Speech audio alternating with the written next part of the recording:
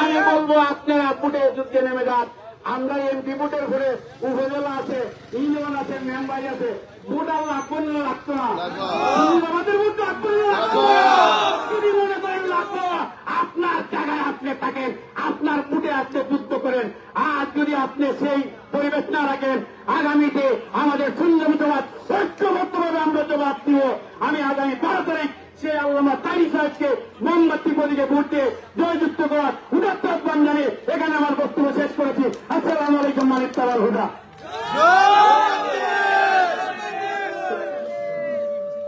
সুন্দর বক্তব্য রাখার জন্য ধন্যবাদ জ্ঞাপন করছি। উপস্থিতি সর্বশেষ বক্তব্য রাখবেন আমাদের আজকের পথসভার যিনি প্রধান অতিথি পীর মুফতি গিয়াসউদ্দিন আত-তাহিরি সাহেব। এর আগে আপনাদের সামনে মূল্যবান বক্তব্য রাখবেন আজকের পথসভার মহতারাম সভাপতি মাওলানা মতিউর রহমান হেলালি সাহেব।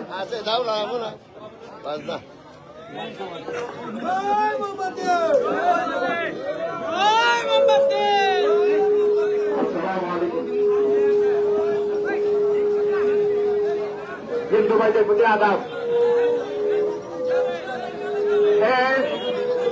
দেওরঘাটবাসী তথা কুমারঘাট মাধবপুরবাসী মোমবাতি নিয়ে দাঁড়াও সব। কুমারঘাট তথা মাধবপুরবাসী কদম কদম সামনে চলো, মোমবাতি নিয়ে দাঁড়াও সব। ইনশাল্লাহ আমরা সঠিক পথে এগিয়ে যাব, বিজয় করিবেন আমাদের রব। সংগ্রামী 3 নং দেওরঘাটবাসী, আপনারা যারা মোমবাতির সমর্থনে এখানে এসেছেন, আপনাদের কাছে সর্বপ্রথমে আমি ক্ষমা চেয়ে নিচ্ছি। আমাদের এই আজকের পথসভা আমার মনে হয় খুব যদি বেশি 1 ঘন্টার বেশি হবে না। যদি আমরা একদিন 2 দিন আগে এই পথসভায় আয়োজন করতাম, তাহলে আমাদের এই আঞ্চলিক কোন জায়গা মানে মানুষের জনসমুদ্রে পরিণত হয়ে যেত, ঠিক কিনা বলো? এখানে একটা কথা আসছে, আমি সংক্ষেপে বলি যে উনি ব্রাহ্মণবাড়িয়া থেকে এসেছেন। আমি আপনাদেরকে একটা কথা বলি যে আমাদের গ্রাম দেশে একটা কথা বলে, বিড়াল খালা হোক অথবা সাদা হোক, যদি শিকারী হয় এই বিড়ালই আমাদের দরকার। একটা কথা বলি, হযরত উমর রাদিয়াল্লাহু তাআলা যখন তিনি প্রায় 19 লক্ষ কোটি বর্গ মাইলের তিনি খলিফা ছিলেন, এই জায়গায় শুনলেন একটা বিধবা মহিলা, তার বাড়িতে খাওয়ার কোন ব্যবস্থা নাই, সন্তানরা হানতেছে, তাই রাত্রে হাইটা জনসাধারণের খোঁজখবর নিতেন। যা ওই মহিলাটায় ওই বাচ্চাকে সান্ত্বনা দিতেছে, গরম পানি করে বাপ আছে, বাপ হইতেছে আসলে সান্ত্বনা দিতেছে। ওমর যখন শুনলেন আইয়া রাত পোশাক মধ্যে জনাগারের মধ্যে নিজের মাথার মধ্যে বোনের বস্তা আটার বস্তা নিয়ে ওই মহিলার বাড়িতে গেলেন, ওনার খাদিমে বলে যে আমার মাথার মধ্যে দেন। তিনি বলেন আমি এই দেশের খলিফা, এই দেশের রাষ্ট্রপ্রধান, এই দেশের এমপি, আমার নিজের মাথার মধ্যে আমি ওই জনসাধারণের কাছে বস্তা উঠে দিব। আমাদের তাহিরি সাহেব এই এমপি ইলেকশন করার কোন কথাই না। যখন বন্যাইছে আপনারা ফেসবুকে দেখছেন, এই পানির মধ্যে মাথার মধ্যে বস্তা উঠাইয়া জনসাধারণের ঘরে ঘরে খেদমত করছেন কিনা? এই মন মানসিকতা লোক আমাদের চুনারুঘাটে আসছে। আমরা যদি আমাদের এই সুযোগ যদি আমরা হাতছাড়া করি, তাহলে আমাদের নিজের মাথায় আমরা নিজে কোরআন দেব। আমি আপনাদেরকে বলি যে আমরা যারা আহলে সুন্নাত জামাত আছি, আগে সুন্নি জামাত আসলাম, মোমবাতির সময় নাই, পরে আবার আসি। সুন্নি জামাতিতে এই মানি পেপার বাস্তবে যাওয়ার যায় না, মাঝখানে নাই, একবারে কবর পর্যন্ত, আসর পর্যন্ত, আসরের ময়দান নদীজি পর্যন্ত সুন্নি জামাত। এই অপরাধীদের মধ্যে এটার মধ্যে যদি সিল না দেয়, মারা গেছে আমরা অবজ্ঞা করছি, ঠিক কিনা বল? আহলে সুন্নাতুল জামাত হুঁশিয়ার এলাকা যদি সিল না দেয়, এই আহলে সুন্নাত সমতল জগতের আমরা এটাই বলছি, ঠিক কিনা? আপনারা অল্প সময়ে আমাদের তাকে সারা দিবেন। ইনশাল্লাহ আমরা একদিন সর্বশেষ জনসভা করতে চাই, ওই সময় আপনারা সারা দিবেন। আমি আপনারা যে এত কষ্ট করে বসে আছেন, আমি আবারও আপনাদের কাছে করজোরে আমি করজোরে বাঁচতে আমি আমার প্রত্যেক আমি শেষ করছি। কোথায় হাফেজ। জয় মোহাম্মদ, জয় মার্কা কি, সোনারঘাটের মার্কা কি, শ্রমিকের মার্কা কি, সনাতন ধর্মীর মার্কা কি, মুসলিম জনতার মার্কা কি, তাহিরি সাহেব এগিয়ে চলো, আমরা আল্লাহ হাফেজ। আসসালামু আলাইকুম। মালিক তাবাল হোতা। ধন্যবাদ। সম্মানিত উপস্থিতি, এখন আপনাদের সামনে বক্তব্য রাখবেন এতক্ষণ যাবৎ আমরা যার জন্য অপেক্ষমান আমাদের সকলের প্রিয় মানুষ, চুনারুঘাট মাধবপুরের প্রিয় মানুষ, হবিগঞ্জ 4 আসনের মোমবাতি প্রতীকের এমপি প্রার্থী বীর মুফতি গিয়াসউদ্দিন তাহিরি সাহেব।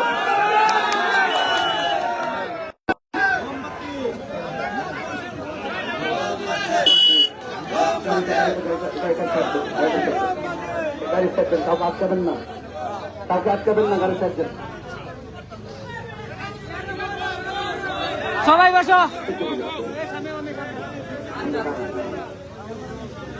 আসসালামু আলাইকুম ওয়া রাহমাতুল্লাহি ওয়া বারাকাতুহু। নাহমাদুহু ওয়া নুসাল্লি আলা রাসূলিল কারীম, আম্মা বাদ। এখানে অন্যান্য ধর্মের, সনাতন ধর্মের অনেক দাদারা এসেছেন, সকলকে আদাব জানাচ্ছি। প্রিয় ব্যবসায়ী বন্ধুরা, মাত্র কয়েক ঘন্টা নোটিশে কাকতালীয় ভাবে আজ আমতলী বাজার ব্যবসায়ীদের সকলের প্রতি সশ্রদ্ধ সালাম জানিয়ে আমি দায়িত্বহীন ভাবে দুই একটি কথা বলে বিদায় হয়ে যাব। আসন্ন ত্রয়োদশ জাতীয় সংসদ নির্বাচন, হবিগঞ্জ 4 সোনারঘাট মাধবপুর আসন থেকে মোমবাতি প্রতীকে নির্বাচন করছি। আমি এই বাজারে প্রত্যেকটা ব্যবসায়ীর সাথে দেখা করেছি। এই বাজারে এসে এক সাইডে বসে চা পান করেছি। আজকে হঠাৎ করে আমি বলেছি যে এখানে আমতলী বাজারে একটি পথসভা করা যায় কিনা। মাত্র কয়েক ঘন্টা নোটিশে আপনারা যেইভাবে স্বতঃস্ফূর্তভাবে এসেছেন, আপনাদেরকে অনেক ধন্যবাদ জানাচ্ছি। আমি আপনাদের খেদমতে আপনাদের কাছে আরজ করতে চাই, এই দেশটি সবার, এই দেশে কোনো বৈষম্য চলবে না, কোন জুলুম চলবে না, নির্যাতন চলবে না, চাঁদাবাজি চলবে না, অবৈধভাবে বালু উত্তোলন চলবে না, সিন্ডিকেট করে সিএনজি ব্যবসায়ীকে জ্বালা যন্ত্রণা করা যাবে না, এবং প্রত্যেকটা মানুষের অধিকারকে সুপ্রতিষ্ঠিত করতে হবে। চা শ্রমিকদের সাথে সবসময় যেভাবে প্রতারণা করা হয়, নির্বাচন আসতে যেভাবে জিলাপি খাওয়াইয়া কম্বল দিয়ে যেভাবে তাদের সাথে মিষ্টি মধুর কথা বলে ভোট খান আদায় করে গিয়ে শেষ পর্যন্ত তাদের কাছ থেকে যে এই যে দূরে চলে গিয়ে আর খোঁজখবর না নেওয়া, এই প্রতারণা চলবে না। চা শ্রমিকদেরকে নিয়ে স্থায়ীভাবে চিন্তা করতে হবে, তাদের কষ্ট চিরদিনের জন্য দূর করতে হবে, এবং তাদের শিক্ষার মান উন্নয়ন করতে হবে, এবং তাদের উপরে মামলা হয়রানি কোন ধরনের নির্যাতন চলবে না, এবং তাদেরকে শান্তিপ্রিয়ভাবে স্বাধীনপ্রিয়ভাবে চলার সুযোগ দিতে হবে। সময় খুব অল্প, তাই কিছু কিছু কথা বলে দিয়ে যাচ্ছি। এই কথাগুলো আমার মুখের নয়, এই কথাগুলো আমার হৃদয়ের কথা। এই জন্য আপনারা যদি ইনশাআল্লাহ আসন্ন ত্রয়োদশ জাতীয় সংসদ নির্বাচনে মোমবাতি প্রতীকে আমাকে বিজয়ী করতে পারেন, যদি বিজয়ী করেন, আমি কথা দিয়ে যাচ্ছি, শিক্ষা, স্বাস্থ্য, চিকিৎসা, অবকাঠামো উন্নয়ন যা কিছু আছে আমার কাছে চাওয়া লাগবে না। আমি দীর্ঘ 22 বছর এই সোনারঘাটে ওয়াজ মাহফিল করেছি। আপনারা বুকে হাত দিয়া বলুন, আমি কি কখনো সনাতন ধর্মের বিরুদ্ধে কথা বলেছি? আমি কি কখনো কারোর সঙ্গে জবানের খেলাপ করেছি? আমি কি কারোর সঙ্গে ওয়াদা ভঙ্গ করেছি? কাউকে কষ্ট দিয়ে কথা বলেছি? আমি কেন বলি নাই? একটা কারণ, যেহেতু আমি ইসলামকে এমন ভাবে ধারণ করি, আমার ইসলাম বলেছে ধর্ম, বর্ণ, দল, মত নির্বিশেষে সবার সাথে ভালো আচরণ করতে হবে, কারোর সঙ্গে প্রতারণা করা যাবে না, মিথ্যা আশ্বাস দেওয়া যাবে না। আশ্বাস দেওয়া মানুষগুলোর কাছে বারবার চা শ্রমিকরা এবং মেহনতি মানুষরা বিশ্বাস হারিয়েছে। আমি তাদের বিশ্বাস ফিরিয়ে দিতে চাই। আমি মাত্র এসেছি, মাত্র 1 মাস প্রচারণা করেছি। আমাকে সুন্নি জোট এখান থেকে নির্বাচন করা দিয়েছেন, আপনারা আমাকে গ্রহণ করেছেন। আর যদি গ্রহণ না করতেন, অল্প সময়ের ভিতরে ঘরে ঘরে ঘরে ঘরে মোমবাতির স্লোগান উঠে গেছে। কথা বলেন ঠিক কিনা?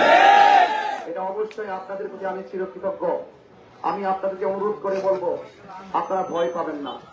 আপনারা নির্বিঘ্নে 12 তারিখে সকাল সকাল গিয়ে মোমবাতি প্রতীকে আপনাদের ভোটাধিকার প্রয়োগ করবেন।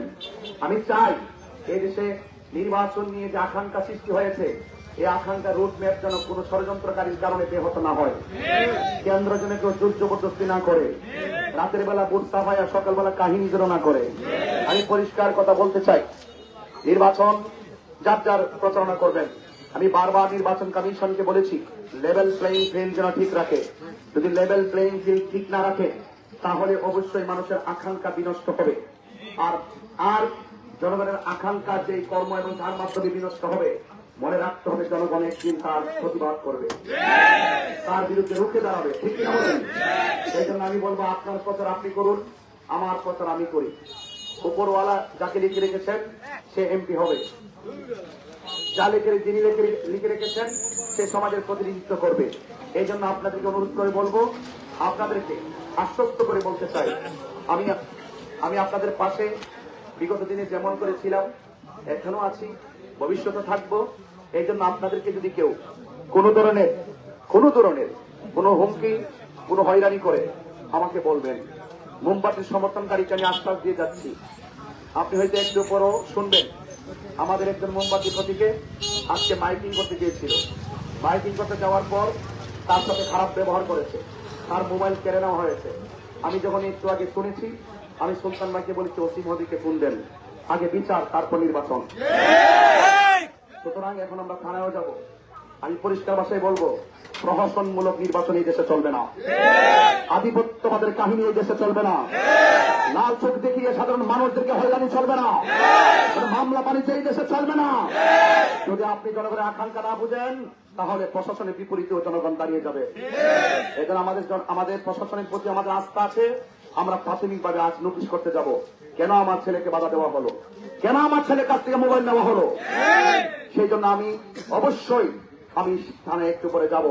আপনাদেরকে আশ্বস্ত করছি, এই জন্য আমি শুনেছি, আমি বসে থাকবো না। এই কর্মী, এই সমর্থক আমাদের মোমবাতির সমর্থক, এই সমর্থক আমার সমর্থক, এই সমর্থক সোনারকাত মাটির মানুষের সমর্থক। এই সমর্থক জোর করে ভালোবাসা পাওয়া যায় না, ভালোবাসা দিয়ে ভালোবাসা আদায় করতে হয়। আমি কাউকে বাধা দেই না, আমাকে কেউ বাধা দিলে আমি ছাড়বো না। আমি দুর্নীতি করি না, কোন দুর্নীতিবাজকে আমি ছাড় দিব না। আমি অন্যায় করি না, কোন অন্যায়কারীকে আমি ছাড় দিব না। এই জন্য আপনারা নির্ভয়ে আপনাদের কাজ করতে থাকুন, ইনশাআল্লাহ আমি আপনাদের পাশে আছি। যখনই কেউ যদি, আজকে এখানে দেখেছি চা শ্রমিকদের আমার কয়েকজন দাদা এখানে সনাতন ধর্মী এখানে বক্তব্য দিয়েছেন। আমি জানি এই ভিডিও ফুটেজ যখন কেউ না কেউ দেখবে, তখন রাতের বেলা দিনের বেলা তাদের নাম্বার কালেক্ট করবে, তাদেরকে হুমকি দামকি দিবে। যদি হুমকি দামকি দেওয়া হয়, ওই নাম্বার সংগ্রহ করে আমাকে দিবেন, আমি একাই 100 ইনশাআল্লাহ। ইনশাআল্লাহ সত্যের লড়াই।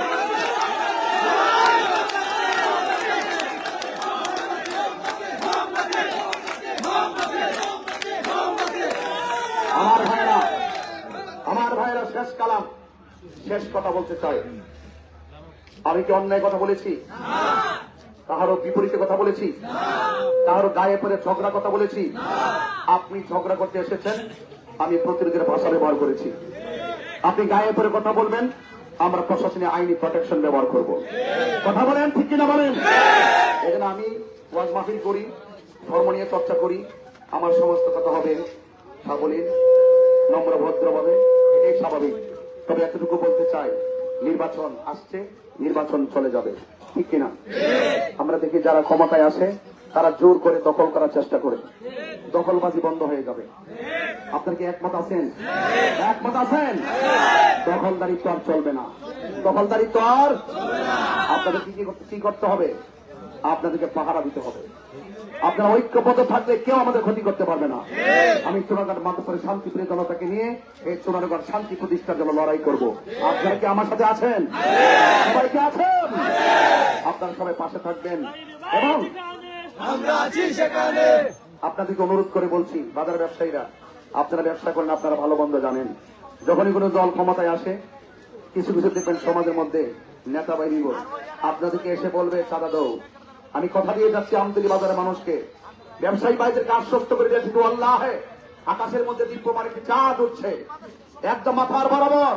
আমি বলে দিয়ে যাচ্ছি আল্লাহ যদি আমাকে এই চোরাঘাট মাধবপুরের জন্য কবুল করে, ওই সমস্ত ব্যবসায়ীদের কাছ থেকে চাঁদাবাজি বন্ধ করে দিব এবং চা শ্রমিকদের যে কষ্ট, দুঃখ দুর্দশা, শিক্ষা খাদ্য এবং তার যে পারিশ্রমিক যা দেওয়া হয় তা যথেষ্ট নয়। আমি ইনশাল্লাহ তাদের মুখে হাসি ফোটাবো সর্বপ্রথম। আমি ফুটে দিয়ে দেখাই দিয়ে যেতে চাই যে আপনারা চোরাঘাট মাধবপুরবাসী বলেন যে ব্রাহ্মণবাড়ি থেকে আসছিল, তাকে কত তুচ্ছ তাচ্ছিল্যের কথা বলেছি, সে নীরবতা থেকে ধৈর্য ধারণ করেছে। আল্লাহ যদি আমাকে লিখে রাখে, চা শ্রমিক থেকে শুরু করে, সনাতন ধর্মী থেকে শুরু করে, মুসলমান থেকে শুরু করে, এই দেশের খেটে খাওয়া মানুষ থেকে শুরু করে, এই দেশের আপামর জনতা থেকে শুরু করে, এবং শিক্ষাঙ্গন থেকে শুরু করে, চিকিৎসাঙ্গন থেকে শুরু করে, দেশ এবং প্রবাসের প্রত্যেকটা মানুষের পাশে এমন ভাবে দাঁড়িয়ে কাজ করে ইনশাআল্লাহ আমি দেখে দিতে চাই। আপনারা যারা পথ ফুলিয়ে বলতে পারেন ব্রাহ্মণবাড়ি থেকে আসছিল, এমন কাজ করে গিয়েছে, এই দেশের চূড়াগত মাধবপুরে স্থানীয় কেউ এত কাজ করতে পারে না।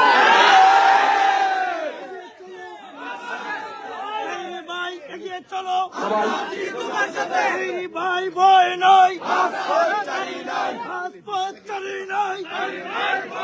ভাইয়েরা, আপনারা আমার জন্য দোয়া করবেন। অন্যান্য ধর্মে যারা আছেন আশীর্বাদ আদাব জানাচ্ছি, এবং বাড়ি ঘরে যারা গিয়েছেন, বাড়িতে যারা মা বোনরা আছেন সালাম দিবেন, আদাব দিবেন, এবং আপনারা আমার প্রতি আশ্বাস রাখবেন।